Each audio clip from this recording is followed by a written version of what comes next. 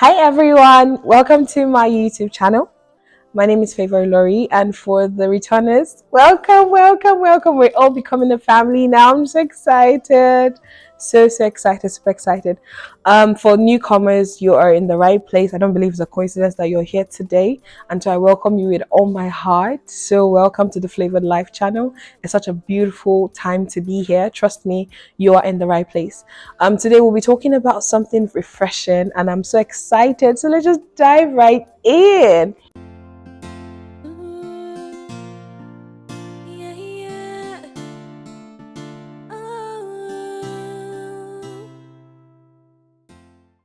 So today we'll be talking about something really crucial. Obviously, if you see me looking down just now, I'm looking at my note because I don't want any of the juices to be, not given to you guys the way you should be given. So let's just start.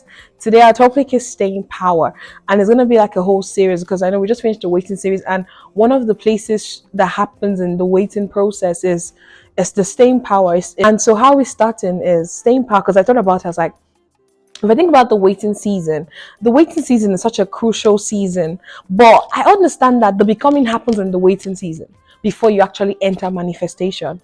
But what do you need to journey through to become that person refined from the whole journey in itself? So, you know how I say you become in the process and not actually after the process. So, my thinking and my thought process really was, so what is the journey? What really happens in waiting process? What do you need to actually stay through the course? And it's really the staying power. You need the ability.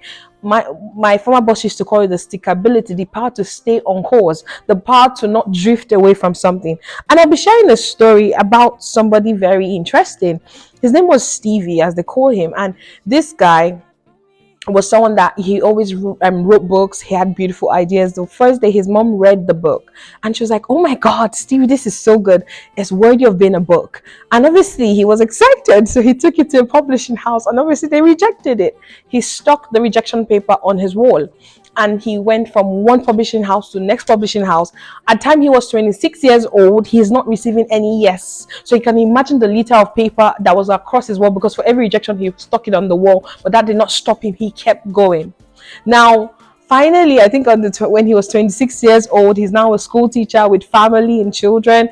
And then I think a publishing house at the time called him. They couldn't even get to him because they didn't have the money to afford a telephone. And they just had to literally just have to call. And when they called him, I think they had to use a broken phone or something at the time. And then they ended up finding a way to reach him somehow. And he got a call saying that they wanted to publish one of his good stories that he'd written. It was, I think, one of those horror series. And I mean, they were offering 2005 at the time. That is before even the finishing product of the whole book come alive. And this was someone that did not give up. He kept on with the dream. He kept, and so one of the things I want to teach you today is encourage yourself. Learn to be your motivation. For example, today is one of the days I shouldn't even be having this recording, but I told myself, you know what? And David encouraged himself in the Lord. And so it's that thing where sometimes it's not going to really work out. Sometimes the circumstances is not going to favor you, but you just need to stand up and stick it out. You just need to show up.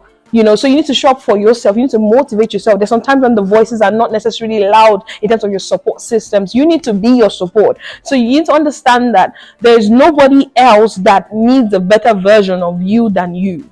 So I always say that the greatest setback for the new version of you is your oldest version. So you need to keep looking in the mirror and seeing a higher version of yourself. And the only way you can see that is really through the mirror lens of Christ. Secondly, be passionate. I always used to say something when I was in law school. I used to say there are 3 things you need to study law: passion, determination, and prayer. I always said I had 2, and that's why I succeeded.